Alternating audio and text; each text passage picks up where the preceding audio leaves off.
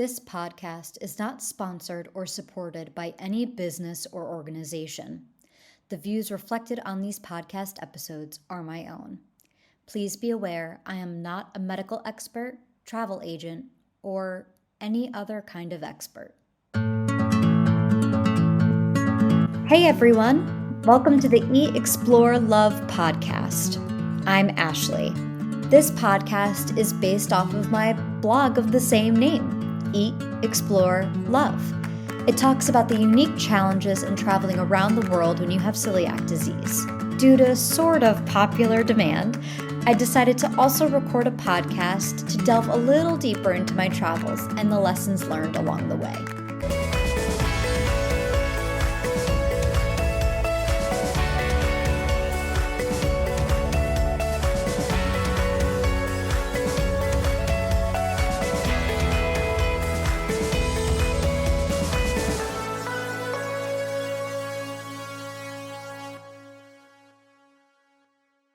In today's episode of Eat, Explore, Love, the podcast, I am speaking with Doreen Cumberford, an international lifestyle specialist and host of the podcast Nomadic Diaries.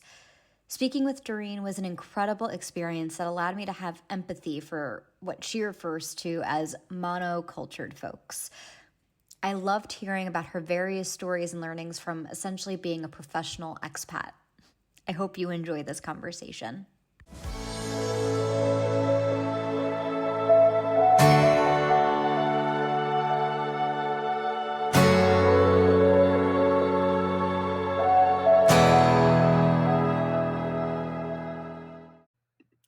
Hi, Doreen. It's so nice to finally be able to connect with you. I know that this has been a long time coming. So, welcome to the Eat, Explore, Love podcast. So excited to have you. Thank you. It's lovely to be here. So, would you be able to introduce yourself to my listeners? And I've listened to a couple of your episodes of your podcast, Nomadic Diaries. Would you be able to give us an intro to yourself and to your own podcast so others can listen to Sure. that as well? Sure. My name is Doreen Cumberford. I am what I would term probably a serial expat at this point. I am living in my ninth residential country, um, having spent a minimum of 2 years in each of those places, and actually spent 15 years in Saudi Arabia. I have lived in the United States twice, um, and I'm originally from Glasgow, Scotland. And so I'm a trained coach. I've done coaching in the back in the 80s before coaching was a thing, and then again when I returned from Saudi Arabia. So my whole perspective is that travel can be a tool for transformation. Travel is something that opens our eyes, it opens our hearts, it opens our souls. And my podcast, Nomadic Diaries, is really about people telling a story, but I interview the experts and the authors who are all talking about the travel lane in either, but also with a lifestyle. So most of their writings are directed to people who want to live overseas or have lived overseas permanently. So when I actually spent 2 weeks in Glasgow and I loved it way more than I thought I was going to because I went in with all these preconceived ideas and it was such Right. a lovely little city. I really liked it a lot. So when you talk about coaching, do you mean like a lifestyle, like a life coach, or do you mean Yes, I started in coaching back in the 80s when I owned a health and wellness center. okay? And it was it was right after, well, it was about 4 years after I moved to the US of A, which was the worst culture shock of my life Oh, wow. and the hardest place to ever go live. And from my experience, and everybody's journey is different. Yeah. And so I moved to the United States. I gained a ton of weight. And as a result of that, I went to the diet center and I bought a franchise and I became a franchise owner, which actually in turn turned me and transformed me into a health and well being coach. And I walked people through the journey of releasing weight. And this is before coaching was a thing, Right. before coaches had that label. Yeah. And I did that for a few years in Louisiana. Wow. And then my husband and I moved out west to California, and then we went back overseas again. So that was my first iteration. My second iteration was as a life mastery consultant and a dream builder coach, which I retrained in back in 2011. And ever since then, I take on just a few select clients that I feel I can make a difference with. Mhm. But mostly my heart and head right now is in the podcasting to get the messages out of all the ways we can live overseas and remain mentally, emotionally, and physically healthy. So let's go back to the beginning of your travel journey. Was it work that caused you to want to travel? Were you as a little girl? I know for me, my love of traveling came from reading and watching Mhm. movies, and my grandparents traveled, and friends of my parents traveled a lot, and I it just always sounded so fascinating. So, how did that all start for you? I think I always knew that I would travel. My dad had been in the RAF in the Second World War. Wow. And he said that the Second World War was like a cook's tour for him, in that he saw the Middle East, he was stationed in Italy, Wow. he swam in the Mediterranean every day. He was air sea rescue, so he had a pretty easy experience in some ways Mhm. and very difficult in other ways. Right. I also had an uncle who had gone to Burma with the Gurkhas. I'm not sure what era, I'm thinking in the 40s, and had never come back, and had married a woman who was Burmese. And I have 8 Burmese Scottish cousins. And I was always just curious about overseas. And that was before we had the Russians, because my mother decided she was going to, she decided she was going to rent out a couple of rooms in this big new house, Mm. and she rented them to KGB agents, Um, which was not a big deal back yeah. then because they were just civil servants in our eyes Right. for the Russian government. And they lived in my house, and they taught me a bit about ballet dancing. They taught me to appreciate the Russian composers, and they taught my dad chess. So as a 6-year-old, I was aware there were other places and cultures. And I played with those things that my uncle sent back from Burma. I could touch them, smell them, feel them. Right. And that, I think, all of those three segments were deeply impregnated in my mind.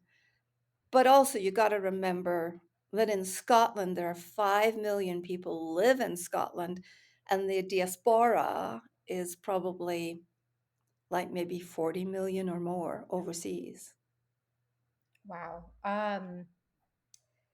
It's interesting hearing your upbringing, and in particular as an American, hearing that you had some of the KGB in your house. Not a We big would have deal.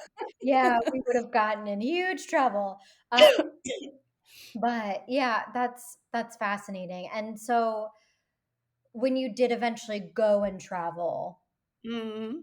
it was, were you looking, you mentioned that you were living overseas with your husband. Was it something that you both agreed upon from the beginning that you were going to do that together, or life just No, I happened and allowed you guys to explore this way? I did not meet my husband till I was in my fifth country, the United Okay. States.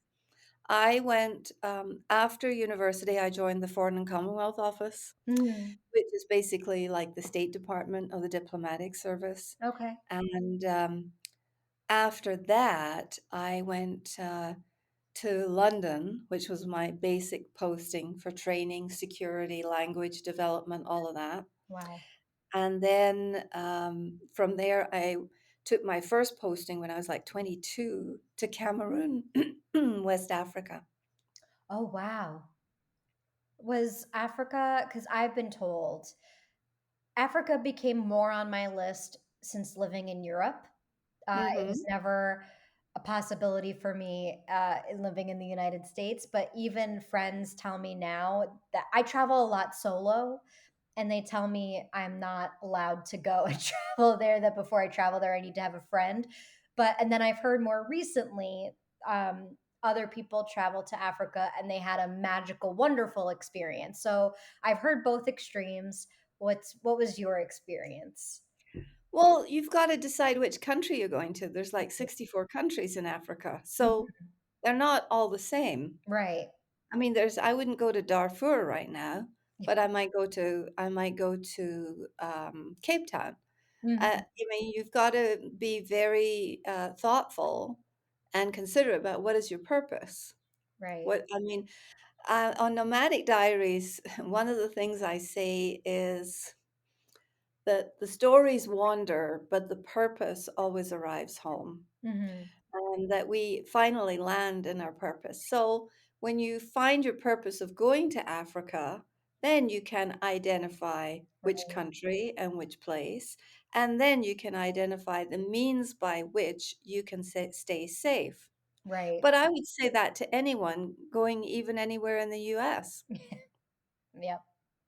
I relate to what you're saying, in that people will ask me, even for just my favorite places that I've visited and been to. And I say, Yeah, I can't give you a number one favorite because each place offered something so completely and totally different. There is no, I have my favorite food city and I have my favorite city that learned the most about myself, or best city where I mhm, made the most friends, but there is sure. ultimate number one. I haven't experienced super, what were you going to say? Sorry. Well, I was just saying that inside the question is the problem, Right. right? Right. I mean, if people are asking that question, then they clearly have had very little experience of life outside of their familiar bubble. Yeah. Yeah. I usually give them 3. I'll be like, "All right, here are my top Yeah. 3." Yeah. But because I could talk all day about different experiences I've had and my favorites for each thing, but I have a whole blog and podcast dedicated to it. But you mentioned before that America was the biggest culture shock. Why was that? Well, I talk to a lot of interculturalists. I've just interviewed 5 of them in a row for on the subject of intercultural intelligence, competency, and communication. And the more I dig into, and I have some certificates in intercultural work, and the more I dig into that, the more I understand why America is a difficult place for some of us who have been raised outside of it. And it was just massive culture shock for me. And my expectations, when you arrive in a country, you usually go through what they call the W curve, and in cultural circles, and you go through this honeymoon. If you're a tourist, your senses are stimulated by everything. Mhm. They're stimulated by the air, right? Right. By the sounds, by the smell, by the tastes. Mhm. However, whether you are capable of bottling and keeping that little transformation as a tourist is very difficult. But if you're moving to a place and you go through this great honeymoon and you're on a high, but you have to stay there for longer than the 90 days or 6 months, however long it takes, you're eventually going to fall off a cliff. Mhm. And that's very, very common in most cultures.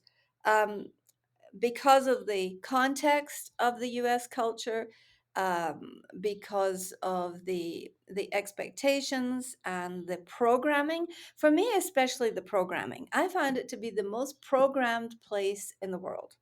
You got to drive on this side of the road. You got to think this way. You got to have this expectation. You got to be here then. So many rules compared to you know, I guess Scotland or Cameroon or Japan, of course, which has plenty of rules, Hmm. but it's just a different type. Whether you're working in a high context or a low context culture, you've got to figure out how you are going to transform with it. And I think I was constantly fighting it to a certain extent. I Yeah, that's fascinating. I unfortunately have to move back to the United States at the end of the month, and people keep asking, "Oh, you must be so happy to just finally get back home." And my answer is no, I'm not, because of a lot of what you're saying. It's interesting how close-minded a lot of Americans are because their lack of exposure to anything else. And I didn't realize how isolated America is from the world, essentially. Whereas you're Yes. growing up in Europe, you have such easy access to all these different countries, all these different cultures, and Mm, it's a little bit more of a melting pot than Americans are taught to believe that places like New York City is. New York City is more of like a salad bowl where, we're all there together, but we keep nothing yeah. blends. And I think Europe is more of a melting pot than America is. I don't know if you felt that way, having actually grown up and spent more time than I have. It's for me, it's only been a little under a year, but in comparison, is why I feel it's more of a melting pot in comparison to the United States. I don't know if you've had the same experience. I think you're right that most of us have a view now because of technology. This has changed since 1996, say. Mhm. Because of technology, um, Americans have been very much exposed to travel, much more than previous to that. I would say that technology opened it up. I think, first of all, in the 70s, 60s, and 70s, when the Peace Corps was going full tilt, there were many, many educated, intelligent Americans who traveled and they came home. But when they told their stories, and I'm actually writing a book on repatriation. It's Okay. called Sequel. It's my second book on repatriation. And that is the hardest journey in the world. Right. And it doesn't matter whether it's America or any other country. We are called as humans to become more transformational. And I believe that in terms of being in a salad bowl or in terms of being in a melting pot, it really depends on your cultural intelligence, and it depends on your motivation. It depends on your education and your background, your motivation, and whether you even care. Because you can live in America and not ever care about what's going on in Sudan, Hmm. and not even know where Sudan is on a map. Right. Whereas I find in other parts of the world that is true. Yes, it's true. But there is sort of a different level of interest or a different level of awareness. And I don't want to make people who are monocultural wrong. Hmm. I think it's really important that if you are monocultural and you want to stay in your familiar bubble, that you at least tolerate other conversations and will listen to different perspectives.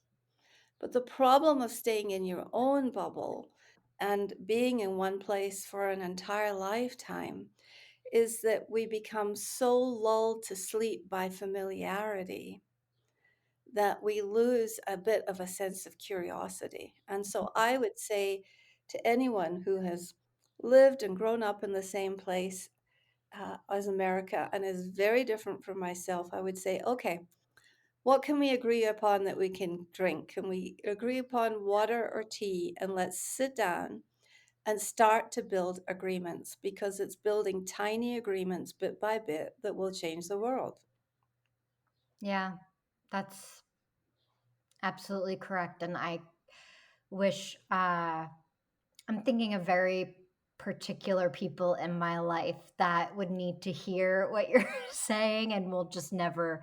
I think that's where my opinion comes from, of the closed-mindedness of not even being. I wish more people were open to even being able to hear what you just said, because it's so poignant and true. Well, you can take it, you can print it, you can share it.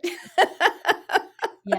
Because, I'll I just think, wallpaper it on their walls trying to get them to listen, and it well, probably we also still need to won't work, do this, but but hopefully. we need to do this too, Right, because I am so guilty of being, a high-minded interculturalist, and that doesn't serve the world. It's not until you connect how it works with our heads and our hearts that we actually make a difference. right, absolutely. Um,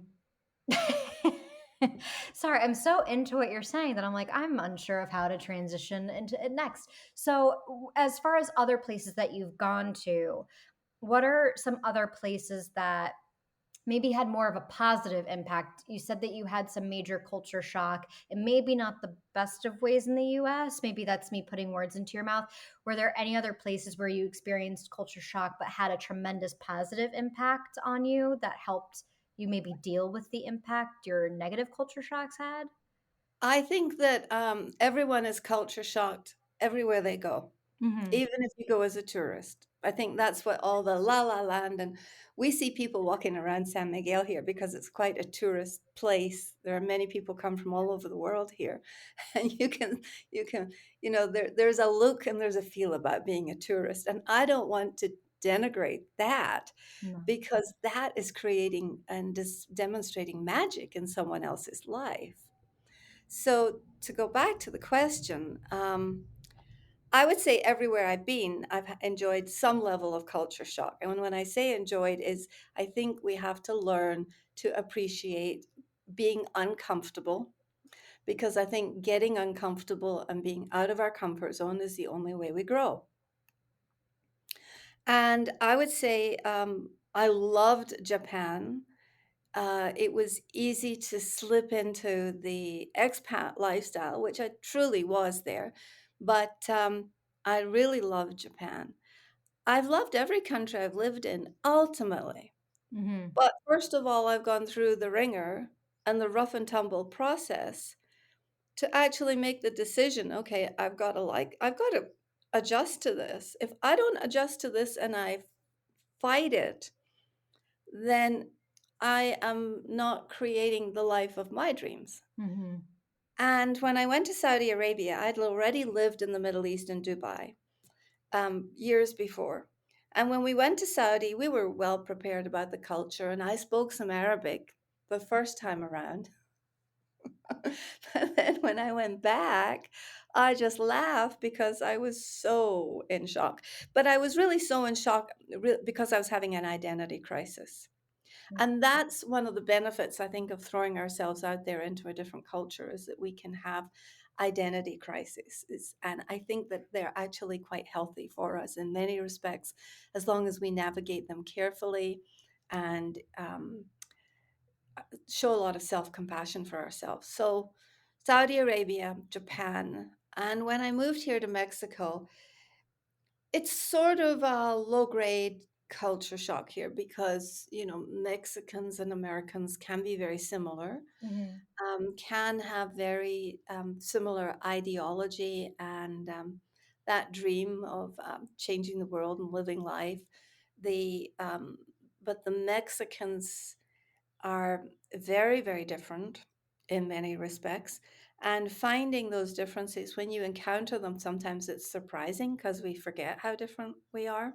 Hmm. So I think that you cannot judge the country or the exploration by the experience that we have, because I think ultimately we control the experience, we make the decisions, we decide how we are going to navigate the what I call the rumble of culture shock.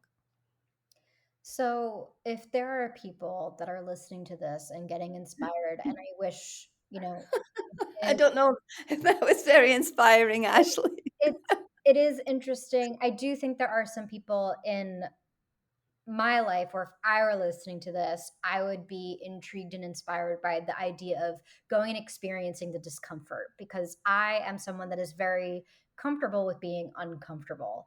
And I Yes. agree with you that that's how I learn and grow. And there are countries that I went to that my family members, again, not being super educated in the world outside of the United States, would make some comments of, don't go there because of X, Y, and Z. And those were the places that I went to where I learned the most about myself and had the most powerful experiences. Yeah. And to your point about the programming of America, I didn't realize how much there's even like propaganda about other certain areas of the world. And I getting deprogrammed is a little bit healthy for me. And I'm curious of what the reverse culture shock will be going back to the United States after going and having all these experiences, will be for me at that point. So Yeah. that all to me, by what you're saying, I do find, and I'm sure others will find, quite inspiring. So, Well, Henry Miller said, what is it? One's destination is never a place, but it's a new way of seeing the world, or it's a new way of seeing things. Henry Miller said that. And so it's not that it's us who change. We change. mm, And so we go back anew. So then Ashley that you are, how long have you been gone for, Ashley? just under a year. Okay. So the Ashley that left a year ago is not the same Ashley that is showing back up in the States, because the Ashley that you're taking back to the States is Ashley 2.0 or 5.0 or whatever, right? It's your current version. But you also have to remember that the people back there, they've been subjected to, especially with this culture stuff going on in the US, they've been exposed and they've changed. Right. And so, you're going back and you're going to have expectations. There's going to be unintended consequences of having left. You're going to have assumptions that you make that things should be the same, and they're not going to be the same. Now, I go back to the States on average twice a year at this point, and I notice even over 6 months, Mm. things how things change, especially with our relationship to technology and how much more techy things are. Speaking of technology, my technology is just losing its mind on me and during this conversation. I'm so sorry. No Um, worries.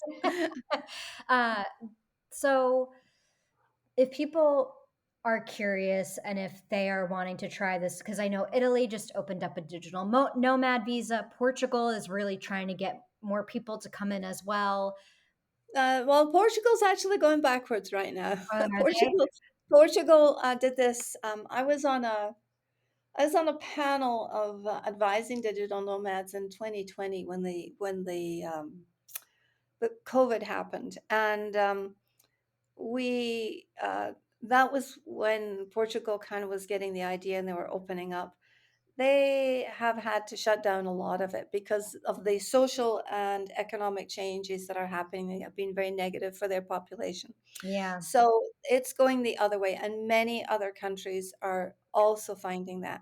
I think one of the latest places is a place in Africa. There's an island, and then there's also Fukuoka in Japan, which is opening up. But to get that visa, you have to have an income of, I think, 66,000 a year plus private paid healthcare, so that mm, you are not a burden on the Japanese healthcare system. So wow, I'm not sure how that there's sort of an entry barrier now to right. being there's sort of more privilege built into being a digital nomad than there was before. Well, yeah. So all of that is, I keep my finger on the pulse of that. I watch, and I think it's important to pay attention, and I also think it's important to have at least 2 or 3 passports. Yes, which I'm currently trying to work on getting my EU Good. passport, which is what brought me to Italy in the first place. But Good. with a month ago when I was in Lisbon, actually, the tour guide mentioned, oh, we're trying to do this digital nomad. We're trying to bring more people in. Hopefully, it helps us continue to grow and Yeah, bloom. And I brought up exactly what you're saying. And I'm surprised that Italy went through on the digital nomad visa because there's so many American expats in Italy now that yeah, yeah. it's causing rates to skyrocket for the locals, and Right. they're no longer able to afford their lives, and they're getting very upset with all of us Americans coming in and intruding on their Yeah. beautiful Italian culture and living and lifestyle. So we were having that discussion actually in Lisbon, and they were saying, yeah, we're kind of seeing what's happening in Italy. We do imagine it'll happen couple years down the line, but we're still a little bit behind them. But I guess based on what you're saying, it's not as far off as the tour guide and others part of the discussion. Well, I think they went out and canceled their golden visa. Mm, So that was huge. That was huge. That was an enormous administration step for the government. But I have friends in Lisbon, and they were buying apartments from Portuguese people, and those Portuguese people were finding it very hard to find a new place to live hmm because rates were skyrocketing. And we see this here in Mexico. So this is a consequence of the global mobility that we're beginning to see. And I think when people go on a globally mobile journey, what we don't understand is that we have two suitcases.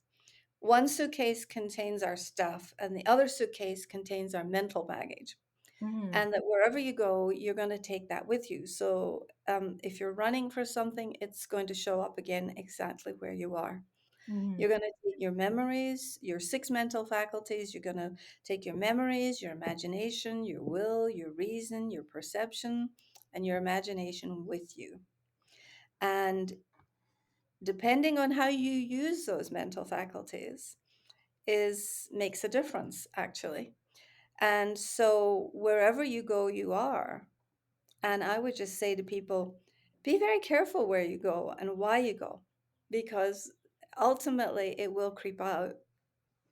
So, what should people do if they are looking to do this adventure? What are some things that you recommend that they do before they make the decision of choosing, maybe starting off with how to choose their country that they're going to go and try and live in or city? Well, I think you have to decide what type of adventure do you want. You have to start with a high level. You know, what is the dream that you're painting? What is the picture you're painting for your lifestyle? What is it you hope that you can bring with you to share with the local population? And what are you expecting to get back in return for this adventure? So there, from there, you can go to, so what countries and where fits that? So then you consider which country, and then from which country you decide which place. I would say just experiment. And I would say if you're someone who has never adventured before, I've done it all of my life. So for me, it's like, I'm a fish in water when I go somewhere strange. Um, I would say practice and be prepared for the unexpected and get comfortable with being very, very uncomfortable and learn the damn language. Yeah. Even if it's just, my Spanish is not where it should be after 2 years, I'll tell you, but learn some of the language because that will help you bridge goodwill and find a cultural mentor wherever you go. Find a cultural mentor, use them and get advice from them. Ask them to explain why things work the way they do. And don't bring if you're coming from the West, don't bring your um, instant judgment with you. I would suggest that we don't pack that we pack curiosity instead of judgment, hmm and that we pack a sense of exploration instead of a sense of entitlement. Yep. I'm definitely guilty of not having, I did Duolingo a little bit before coming over to Italy and did some things here and there. And once I got here, I took some classes, but I had a really hard time. I only needed to speak Italian when I went to a restaurant because I worked Uh-huh. English speakers all day, and then I would only encounter anybody that spoke Italian in the Yeah. evenings if I went out to dinner. So, I feel horrible. I feel like the worst person in the world, but I got enough where I could have like slight conversation in Italian when I'm speaking with the waiter. But for me, when you're talking about finding a culture mentor, I joined a book club when I Oh, moved good. over here, and that started helping me build a community. And I had to do With Italians in it. it was from everywhere. Yeah, It was very, good. and I took French, and there was a girl that was from France there, and I practiced my French, and they all spoke fluent Italian in the group, and I was starting to slowly pick up on it here. But I wasn't, unfortunately, in Italy consistently enough where I could do that. But if Mm. you're talking about getting a culture mentor, how have you been able to build your own communities in every country that you lived in? Well, that's a very good question. A lot of it has been serendipity. For instance, when we were in Saudi Arabia, we were living next door to a Japanese family who were there for. We were living in LA. That's where we were. And there's a Japanese family next door, and they moved back to Japan 60 days before we moved to Japan. And they moved to a different city. But they came and they helped us find apartments. They took care of our 2-year-old when she needed to be babysat so that we could go off and do some things. Um, they became our cultural mentors. Before we moved into Saudi Arabia, um, we had there was a project management team that my husband was on, and in this project management team was a fellow who was Saudi, and he said, "Oh yeah, anything you need when you get to Saudi." So that was very, very helpful. So if you can arrange one before you get there, that's good. Here, I say that my next door neighbor is my cultural mentor, Mhm, and he's Mexican, but he speaks some English, and he explains things to me the best we can, and we have built a relationship and a partnership. Um, I think it takes much more effort if you're not just going along serendipitously. mhm, I think it takes huge intention. And I do think that we all give up too soon, too fast, mhm, because it's difficult. So I think you just keep going until you find a few people in your local neighborhood. Now, I joining expat groups is great, book groups, hiking groups. In this city, there is much NGO work to be done. mhm, And so there's a lot of nonprofits. And many people find their communities by joining the nonprofits. I chose to create a podcast because I wanted it to be global. But I wanted to take the lessons from San Miguel and make sure they went around the world. And I think at this point we're in, I don't know, 50 something countries. So amazing. I'm very, very happy about that. So And oh, go go ahead. ahead. Nope, go ahead. I would just say do the hard work, and it's not going to be easy all the time, and you're not going to hit it off with everybody. And you may think you've hit it off with a national, and then go, "Oh, that didn't really work." You because you are not exactly where you're laughing. You understand this, Yes, yeah, yeah. but also immersion. When I went to Italy as an au pair when I was 17, 18, I was speaking fluent Italian in 3 months. Mm, But that was only because I was immersed with a family. We yeah, had 3 kids, I was yeah. an au pair, and that is the way to do it.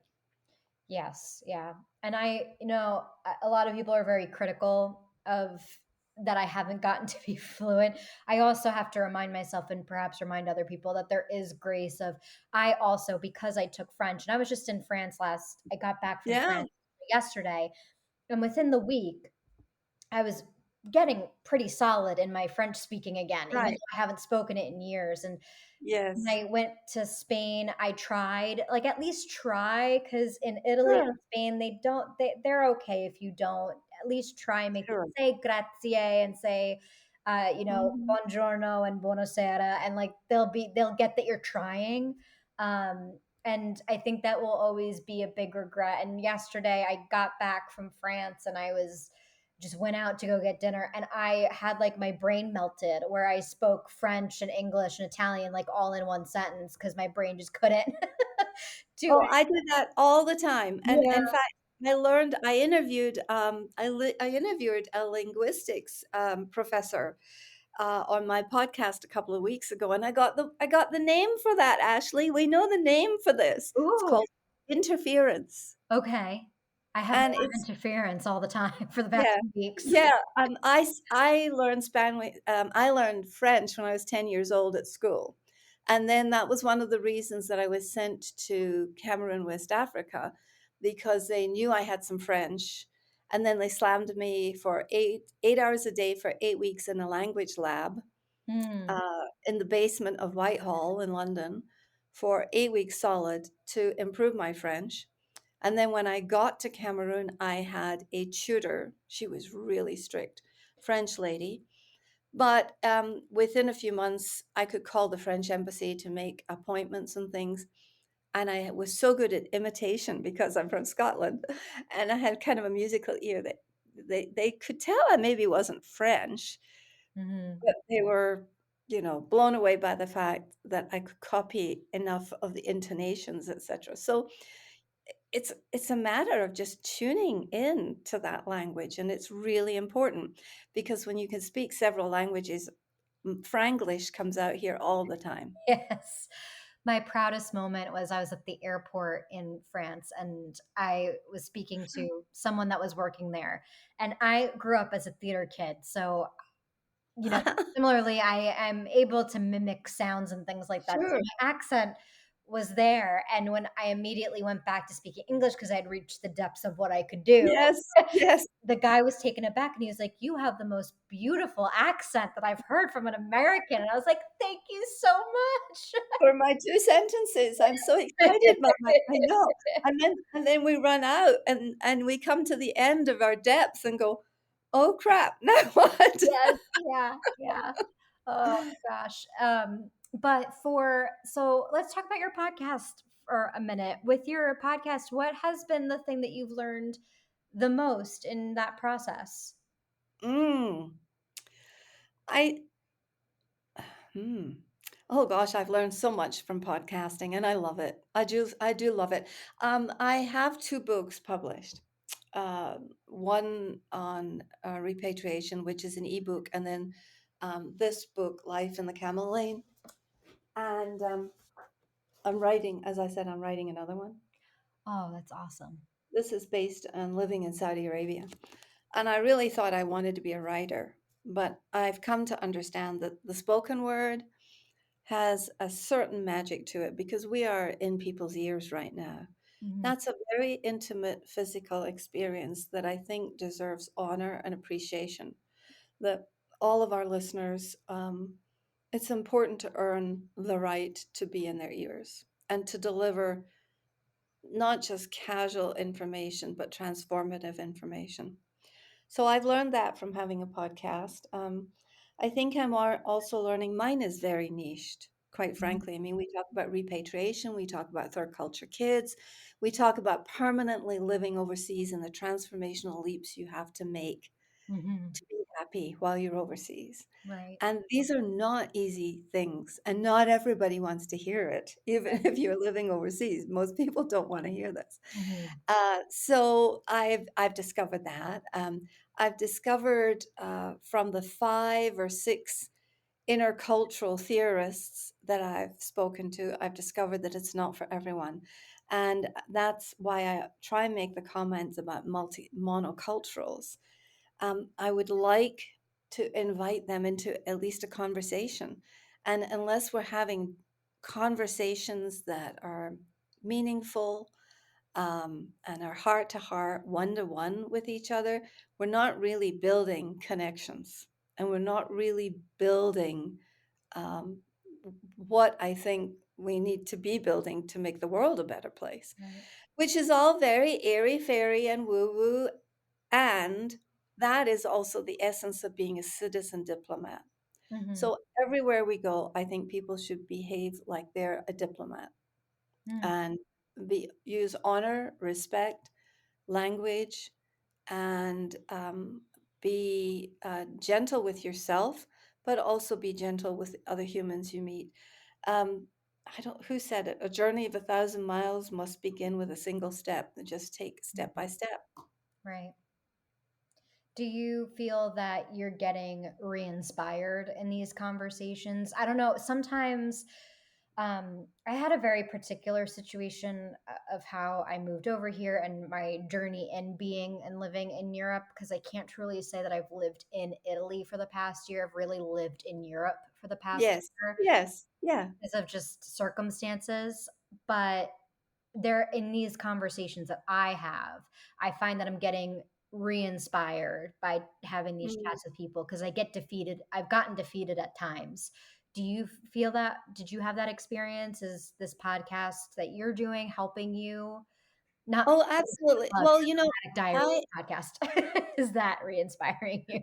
Um, I, Nomadic Diaries, what it has done for me, it's allowed me to take the creative energy of the place that I'm living in Mexico and use my voice in a manner that I think uses my entire 45 years of living overseas to to reassure, to nurture people, to provide hopefully inspiration, encouragement, but also to provide some science and you know, some real definite thinking around how to live overseas.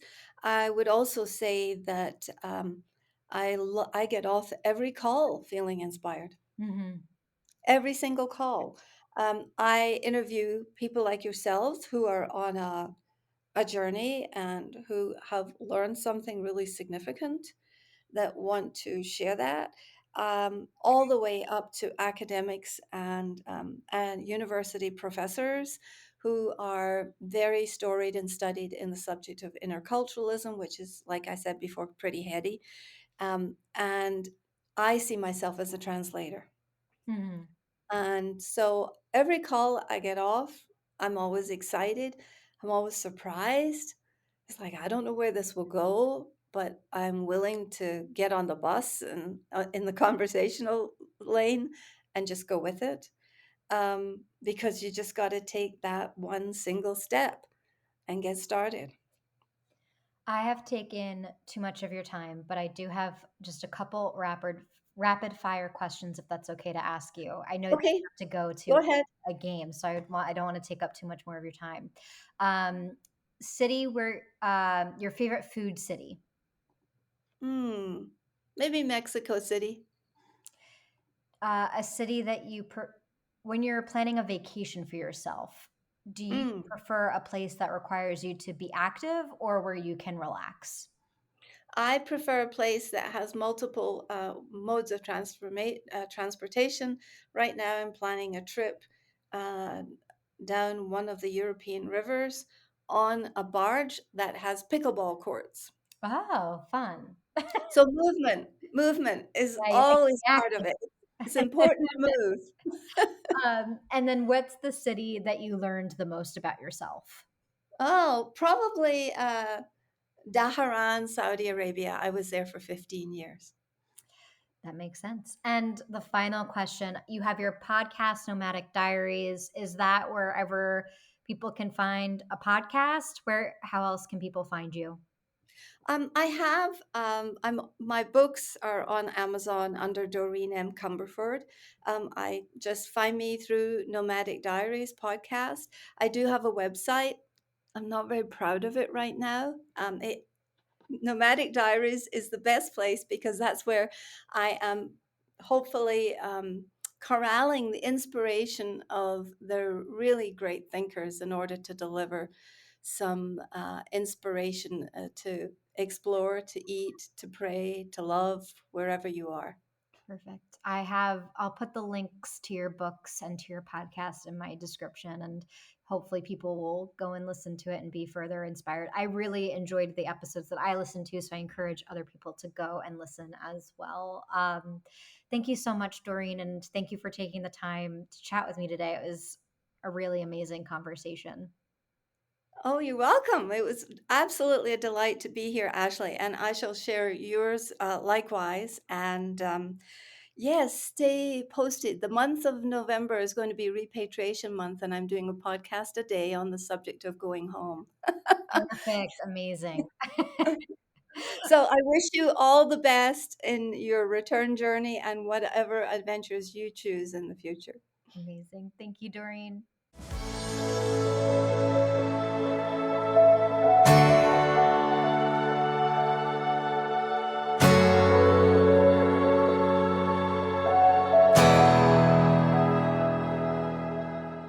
Thank you so much for listening to this episode of my conversation with Doreen. Make sure to check out her podcast, Nomadic Diaries, and take a look at her novels. Links are in the description of this podcast. If you have your own stories you would like to share or questions regarding this episode, you know where to find us. hieatexplorelove@gmail.com. See you next time.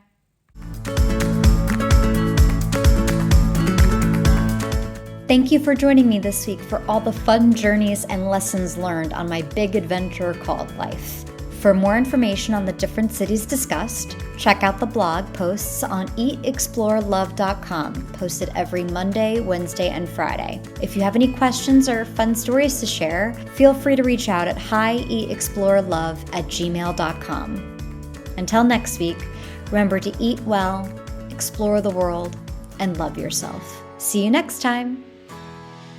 This episode is produced, scripted, and edited by me, Ashley. Special thanks to Sarah Mientka.